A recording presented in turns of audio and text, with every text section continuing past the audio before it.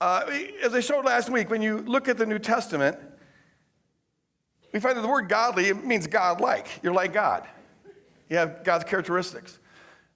But in the New Testament, instead of finding a bunch of particular rules, you have general principles of what it is to live a godly life, but most fundamentally, to be godly is to be godlike, and to be godlike is to imitate the cross. We find out what God is most like on the cross, as I shared last week. And if you weren't here last week, by the way, I would encourage you to get that message. It's really a foundational message for our identity as a church here at Woodland Hills Church.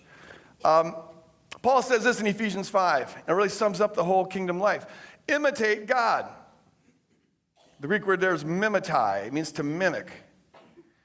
Mimic God. Do exactly what you see him doing. You say, well, how can we mimic God? God's invisible. Yeah, well, he became visible. And the place where his character most shines through, and everything about Jesus reveals God, but the essence of what Jesus reveals about God is most clearly expressed on the cross, which is why John defines God as love and then defines love by pointing us to the cross, 1 John 3:16.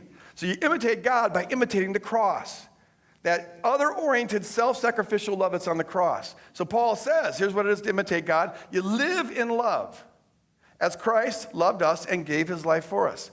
That is what being godly is, most fundamentally. It's about imitating the love of God that's revealed on the cross.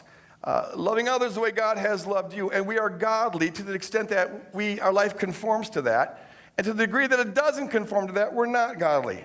I don't care how many rules you do, if that's not present, you're no closer to the kingdom than if you weren't doing the rules, because it's not about the rules.